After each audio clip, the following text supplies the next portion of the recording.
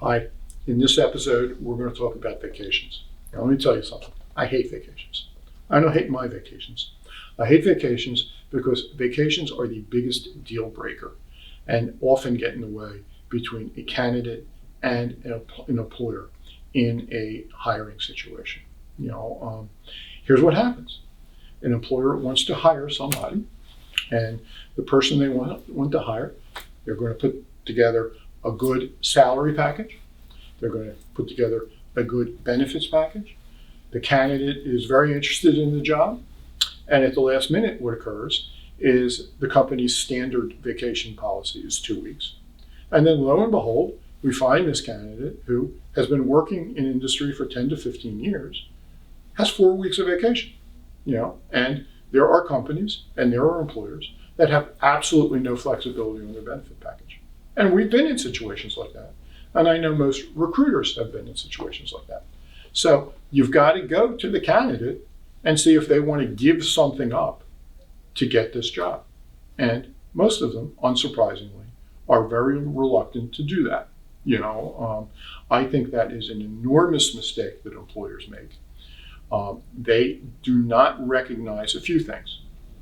The first thing is that in a full employment economy like we have now, everyone you interview is employed and probably has more than 2 weeks vacation, sometimes more than 3 weeks vacation, because maybe they've been working for the same company for 10 years.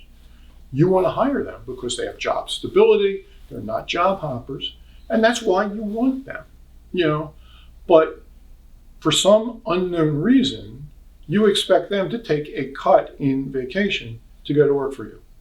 Well, why would they do that? Why would you do that?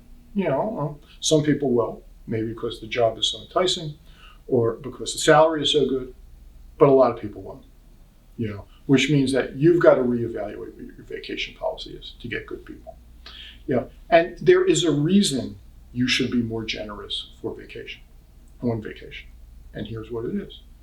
Every study I've ever read has told me that most people don't use all their vacation. So the thing that the person's asking for is something they're not going to use all of anyway. That's a demonstrable fact. Most people will not. And even when they do, most of them stay in contact with work anyway. Why? Because they don't want to walk back into a mess. So it's a cheap thing to give, but for some reason, companies are reluctant to give it. The reasons we hear is, well, we've always done it like that. Well, I think we all know that that's probably the worst reason not to do something, because if that was a valid reason to do something, we'd still be sitting around a fire cooking our meat rather than, living in an industrial and information intense society. The other reason companies give is, well, vacation is public and people see how many weeks people get, and we've said no to other people before. Well, it's too bad. It's a different world. If you said no to somebody 10 years ago and you're doing it now, I guarantee you there's other things that you've said no to 10 years ago that you're doing now. Work from home, flex hours, you've got different benefits plans. These people make different salaries. So I think as an employer in this market right now, you need to be conscious of how restrictive your new hire vacation policy is. And I'm going to make you a suggestion.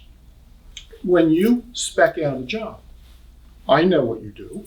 You say, I need somebody with 10 to 15 years experience. And then you say to yourself, okay, what kind of salary does somebody at that experience level make? And you come up with a salary range. It's HR 101. Well, why don't you take that a step farther and say, what kind of a vacation policy does somebody with 10 to 15 years experience usually have? And make that part of the compensation program. So that if your study says that these people, somebody with this policy should usually get 3 weeks of vacation, you give them 3 weeks of vacation. I don't think there's anything inconsistent with that. And if it ruffles some feathers, it ruffles some feathers. People get over it. So I think it's incumbent upon employers to understand that vacation is important to people because it's quantifiable. It's not like the benefits plans, which are murky. They know their salary and they know how many weeks of vacation they're going to get. And because it's quantifiable, it's something that's easily evaluated. I'm going to get 4 weeks of vacation here. I'm going to get 2 weeks of vacation there. That's why it's important to them. It's understandable. But it's also usually not something they're going to use anyway. So give it to them. It's easier than giving them another 10 grand. And I guarantee you, they'll probably appreciate it more. So that's a perspective that I wish more companies had, and I think you're going to have that at some point in the future.